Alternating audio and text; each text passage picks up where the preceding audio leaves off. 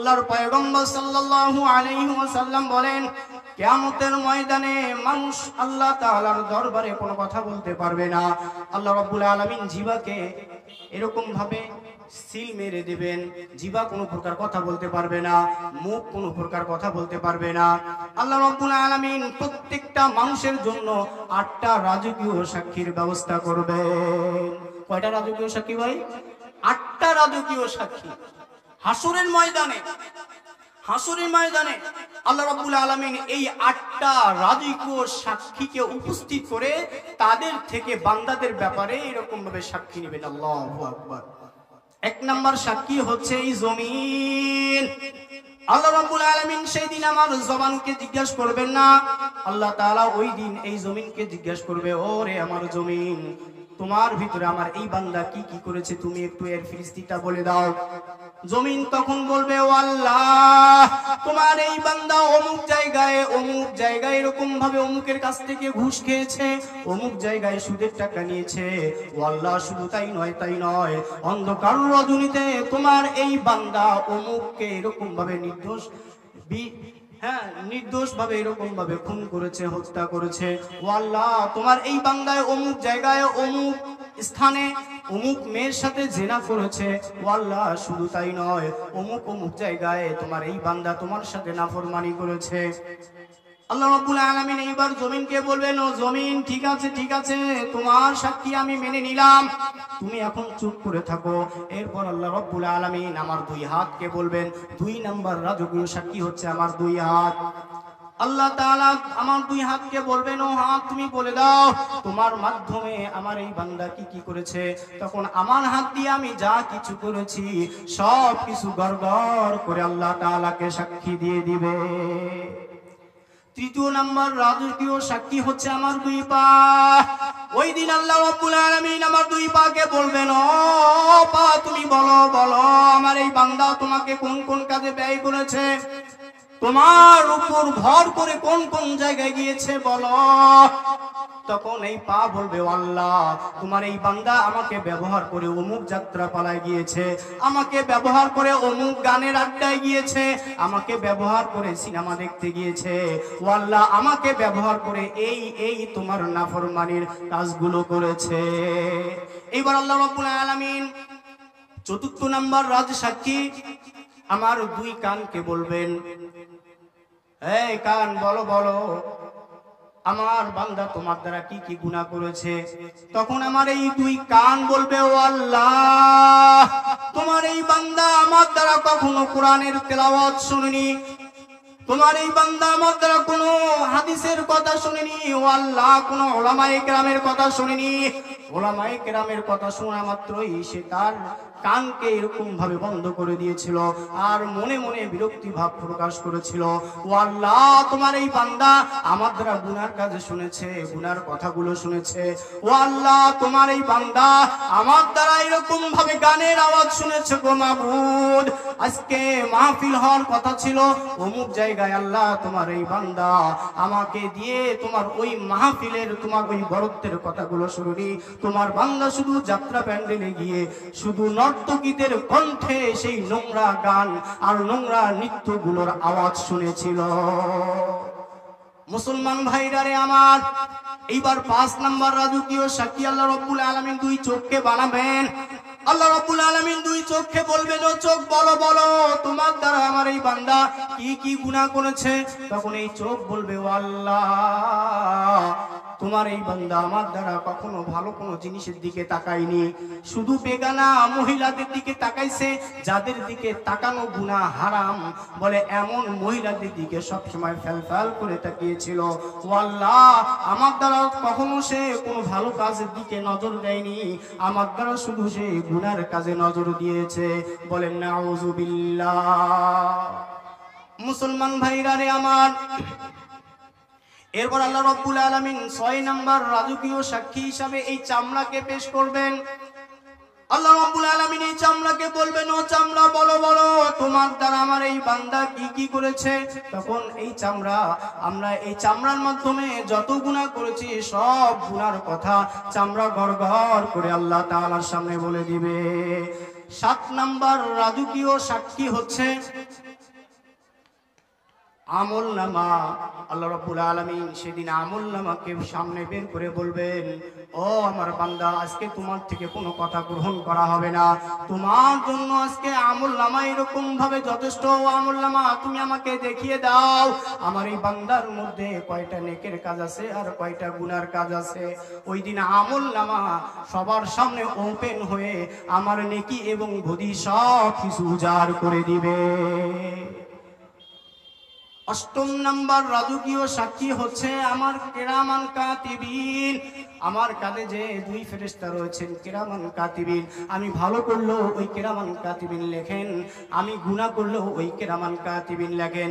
আমি যেই কাজ করি না কেন, যেই কথাই বলি না কেন, প্রত্যেকটা কাজ আর প্রত্যেকটা কথা ওই কিরামান কাতিবিন বলে। আল্লাহু আকবার। এজন্য মুসলমান ভাইরা রে আমার, ওই কবরের জিন্দেগি থেকে আমাদের শিক্ষা নিতে হবে। ওই কবরের জিন্দেগি থেকে যদি আমরা শিক্ষা না নিতে পারি, তাহলে আমাদের মতো বড় কপাল পোড়া আর একজন জমিনের উপর থাকবে না। কথা বলেন ঠিক কি না? এজন্য সম্মানিত সুধী সমাজ, নিজেকে নিয়ে একটু আমি ভাবি, হায় হায় আমি এখন আছি, এই যে চলতে পারতেছি, এই যে কথা বলতে পারতেছি, এক সময় তো আমি থাকবো না, এক সময় তো আমি থাকবো না। আমি এখন যেভাবে চলছি, এক সময় আমার বাবা আমার মতো চলছে। কই আজকে আমি তো আমার বাবাকে দেখতে পারতেছি না। আমার বাবা যেরকম ভাবে চলতো, এক সময় আমার বাবার মতো আমার দাদা চলতো, কই আজকে তো আমি আমার দাদাকে দেখতে পারতেছি না। এরকম ভাবে আমার পূর্বপুরুষ আমার মতোই চলাচল করতো, বাকি কাউকে আমি দেখতে পারতেছি না। হায় হায়, তারা গেল কোথায়? তারা গেল কোথায়? তারা যে জায়গায় গিয়েছে, আমাকেও ওই জায়গায় যেতে হবে। কথা বলেন ঠিক কি না? তারা যে জায়গায় গিয়েছে ওই জায়গায় আমাকে যেতে হবে। কবরের ধোঁকা থেকে, মাটির ধোঁকা থেকে, নীরবতা থেকে আমাদের কখনো ধোঁকা খেলে চলবে না। আপন আপন করনে মন, আপন তোমার হবে কে? মরার পরে বলবে সবাই তাড়াতাড়ি মাটি দে। যারা তোমার অতি আপন, তারাই তোমার পরাবে কাফন। দাফন করবে কবরেতে, মাটি দিবে অনেকে। ডানে মাটি বামে মাটি, নিচে মাটির বিছানা, উপরেতে দিবে শুধু কাঁচা বাঁশের সামিয়ানা। দাদা গেছেন, বাবা গেছেন, কেউ তো ফিরে আসবেন না। এমন করে যেতে হবে, বুঝো কেন মন বুঝো না। এজন্য সম্মানিত হাজিরিন, ওই কবরে যাওয়ার আগে ওই কবরের সামানকে আমাদের রেডি করতে হবে। কথা বলেন ঠিক কিনা?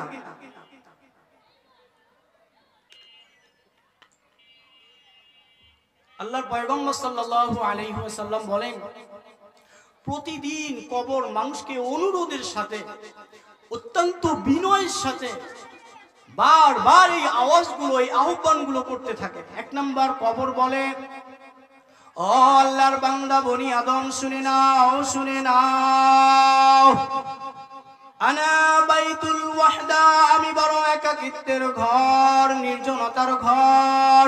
আমার ভিতরে কোনো প্রকার বন্ধু বান্ধব পাইবা না, আমার ভিতরে কোনো সাথী সঙ্গী পাইবা না। ও আল্লাহর বান্দা বনি আদম, শুনে নাও, শুনে নাও, যদি তুমি আমার ভিতরে বন্ধু বান্ধব পেতে চাও, তাহলে এই বন্ধু বান্ধবকে দুনিয়া থেকেই তোমাকে নিয়ে আসতে হবে। আর ও আল্লাহর বান্দা বনি আদম, শুনে নাও, আমার ভিতরের তোমার বন্ধু বান্ধব হচ্ছে, তোমার সঙ্গী হচ্ছে আল কোরআন। কবরের ভিতর আমার সাথী কি হবে ভাই? আল কোরআন। আমার সঙ্গী হবে আল কোরআন। দ্বিতীয়বার কবর ডেকে ডেকে বলে, ও আল্লাহর বান্দা বনি আদম, শুনে নাও, শুনে নাও, আনা বাইতুল যুলুমাত, আমি হচ্ছি অন্ধকার ঘর, আমার ভিতরে কোনো আলোর ব্যবস্থা নাই। ডানে তাকাবা শুধু অন্ধকার আর অন্ধকার, বামে তাকাবা শুধু অন্ধকার অন্ধকার। অমাবস্যার রাতে যেরকম ভাবে অন্ধকার হয়ে থাকে তার থেকেও বেশি অন্ধকার তোমার কবরের জিন্দেগি। সুতরাং এই আমার ভিতরে অন্ধকার যদি তুমি দূর করতে চাও, আমার ভিতরে যদি তুমি আলো পেতে চাও, তাহলে এই আলো তোমাকে দুনিয়া থেকেই নিয়ে আসতে হবে। ও আল্লাহর বান্দা বনি আদম শুনে নাও, আমার ভিতরে আলোর নাম হচ্ছে তোমার নামাজ। সুবহানাল্লাহ। এই অন্ধকার কবরের আলোর নাম কি ভাই? আমার নামাজ। আমি যেই নামাজগুলো আদায় করেছি এইগুলোই হচ্ছে আলো হয়ে আমার কবরে থাকবে। সুবহানাল্লাহ। তৃতীয়বার কবর ডেকে ডেকে বলে, ও আল্লাহর বান্দা বনি আদম শুনে নাও, শুনে নাও, আনা বাইতুত তুরাব, আমি হচ্ছি মাটির ঘর। চতুর্দিকে শুধু মাটি আর মাটি, ডানে মাটি, বামে মাটি, নিচে মাটি, উপরেও মাটি। সুতরাং আমার ভিতরে কোনো বিছানাপত্র নেই। দুনিয়াতে তুমি থেকেছো খাট পালঙ্কের উপরে, আমার ভিতরে কোনো খাট পালঙ্ক নেই। সুতরাং আমার ভিতরে যদি তুমি খাট পালঙ্ক পেতে চাও, তাহলে এই খাট পালঙ্ক তোমাকে দুনিয়া থেকেই নিয়ে আসতে হবে। ও আল্লাহর বান্দা বনি আদম শুনে নাও, শুনে নাও, আমার ভিতরের খাট পালঙ্ক হচ্ছে তোমার নেক আমল। সুবহানাল্লাহ। সুবহানাল্লাহ বলবেন না? আমার এই কবরের খাট পালঙ্কর নাম কি ভাই? কি বলেন? নেক আমল, নেক আমল। চতুর্থবার কবর ডেকে ডেকে বলে, ও আল্লাহর বান্দা বনি আদম শুনে নাও, শুনে নাও, আনা বাইতুল গুরাম, আমি সব বিচ্ছুর ঘর, পোকামাকড়ের ঘর। আমার প্রত্যেকটা কর্নারে, প্রত্যেকটা কিনারে সব বিচ্ছু আর পোকামাকড় দিয়ে ভরা। ও আল্লাহর বান্দা বনি আদম শুনে নাও, আমার ভিতরে এই পোকামাকড় সব বিচ্ছু গুলোকে যদি তুমি মারতে চাও, তাহলে এই মারার ঔষধ বিষ কিন্তু দুনিয়া থেকেই তোমাকে নিয়ে আসতে হবে। আর আমার ভিতরে এই পোকা বিচ্ছু, সাপ বিচ্ছু, পোকামাকড় বলে এইগুলো মারার ঔষধ হচ্ছে তোমার দান সদকা। পঞ্চমবার কবর ডেকে ডেকে বলে, ও আল্লাহর বান্দা বনি আদম শুনে নাও, শুনে নাও, আনা বাইতুস সুয়াল, আমি বড় প্রশ্নের ঘর।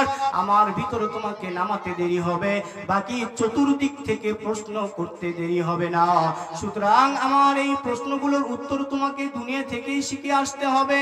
আর এই প্রশ্নগুলোর উত্তর হচ্ছে তোমার কালেমা এবং জিকির। বলি লা ইলাহা ইল্লাল্লাহ, লা ইলাহা ইল্লাল্লাহ, वुजुद खुदावंदे अमीनी तो खुदावंदे शिमाली, तो खुदावंदे समावी, तो खुदावंदे अरोदी, शजर में हजर में तेरे रंगे वो, जिधर देखता हूँ इधर तू ही तू ही तू।